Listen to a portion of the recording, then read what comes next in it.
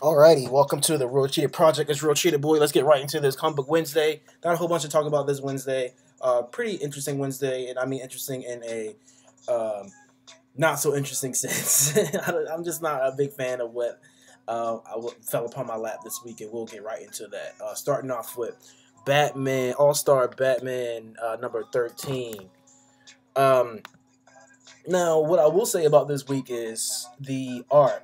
The art is very eclectic and different, and not what I'm used to. But I still really like a lot of the art of the books that we have. It's just the tone and the stories that I'm not really a big fan of, and I feel like some of the stories are just kind of just layovers as opposed to big um, take your money events or whatever you want to call it, box office events. But All Star Batman 13, again, Albuquerque is a beast, and Scott Snyder is a beast, as we said many different times.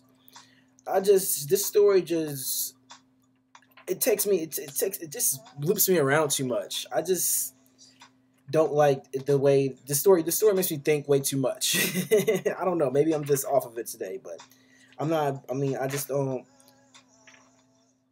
This story doesn't get me hyped. It just doesn't at all. So, but the art is there, obviously. And this is the only DC thing we have to talk about today. We were pushing up Batman in the Shadow number 5 to the podcast, so that happened on Push Forward Tuesday on the podcast. That's the best thing that happened this week. So I'm pushing it up to the podcast. But um, art. Let's talk about art. Art on the All Star Batman. I'll give it a 8 out of 10. Something like that. 8 out of 10, 9 out of 10, something like that. I'll say 8 today. Feeling stingy today. Um, the cover. I like the cover. I'll give the cover. I'll give the cover. I'll give this cover. I'll give that cover a 10 out of 10. But the story, I give a 7 out of 10. At best, 7 out of 10. So that's All Star Batman. They came in 3 different covers. I have the Thundercrack cover with the All Star Batman neon sign. It's pretty dope. But then there's this cover and the motorcycle cover. So have at it. Comment. Let me know if I got that completely wrong. If All Star Batman is the best thing ever, but I feel like it's too musy, and it's just too much. It's too much verbiage. It's too much story going on. Okay, now we're jumping into Marvel straight up, and we're going to leave with Marvel. And now that we're getting into some magic type stuff, which is always hit or miss in comic books, and more often than not, it's really a miss. But here we are, Jean Grey number 6. Um, Doctor Strange is pretty active in getting in Jean Grey's head, or whatever you want to call it, and figure out what's going on with her. Um, we don't get a lot of questions solved. Jean Grey's been on a big quest to figure out who she is or who she isn't, and that's kind of annoying at this point. No, I feel stingy today. I'm sorry. Um, this art, this art is weird. It's either really good in one pages or really bad the next. So I just don't know, exactly, which way I should let it stand. But um, the story is not as drag you down as the Batman story we just talked about. So I mean, I guess it's a step up in that instance, but the art is just really inconsistent and spotty here, in my opinion. So I'll give the cover actually the cover a 8 or 9 out of 10. The pencils on the cover is really good, and the inks on it is really good too. But um, in book art, man, 7 out of 10. Story, 7 out of 10. So that's Jean Grey. I guess we just losing our momentum as far as the good things you have to say about certain comic books, because Jean Grey was really good coming in, and now it's kind of the brakes are back on it again. I guess that's how comic books are, stop and go. Unless you got something that's really exceptional, then it's just beast all the way through, and those are what we're looking for, right? But it didn't happen this week. um, X-Men Blue. Speaking of X-Men Blue, number 10, another magic story. another sorcery story. Blah blah blah blah blah. And we have always really good things to say about X-Men Blue. And here's what good we can say this time. The art and the colors are decent. They're not It's not as good as it's been in some past issues, but it's still comes in at a pretty decent baseline. Um, but other than that, that's all I really have to say about it. Um, I'll give the story a 7 or 8 out of 10.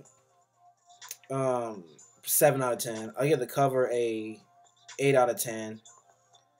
And the in book art, 7 out of 10.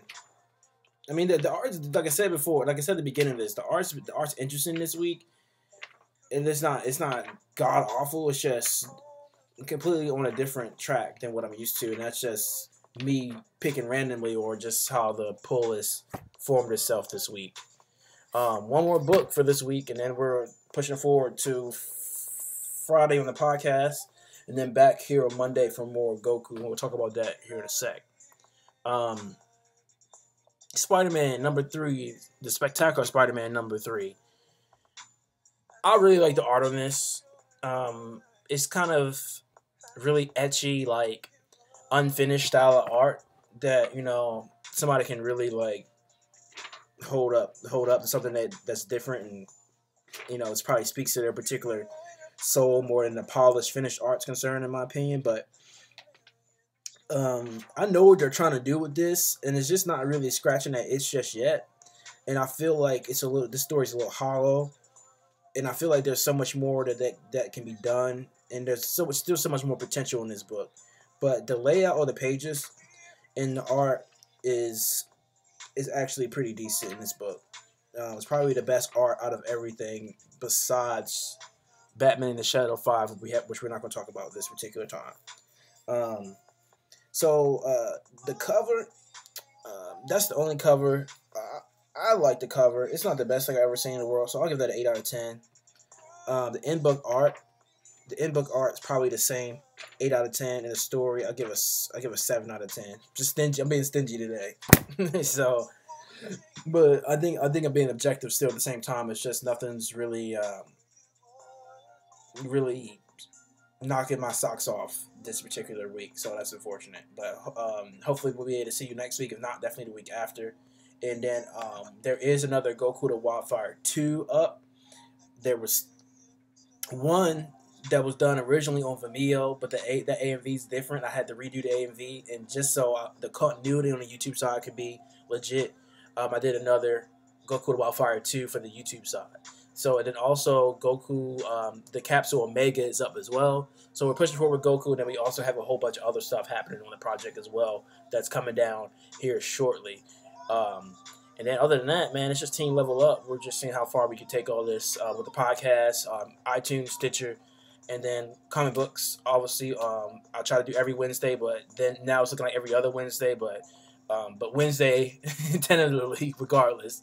And then also, just the main run on the YouTube side. So I'm trying to get some other things off the ground, websites, all that. But anyways, hit me up on Twitter. Always subscribe, comment if you haven't. And then, Team Level Up, Rosary Life all day. I got to get mine done today. Sin sucks, so I'm right there with everybody else as far as battling vices and bad habits and things that are destructive for me going forward as far as, everyday life, I guess. So it kind of sucks that way, but we'll get through that. And then also Team Senseiga, Team Reverse Blade, all that good stuff all day. And yeah, that's it for Comic Book Wednesday. We'll see you next time. And for more on the project, Monday here, Friday on the podcast, and then Tuesday on the podcast, and then Wednesday here. So we do a little dance every week, and hopefully more people can join us. So other than that, we'll see you next time on the Road Cheetah Project. Thank you so much.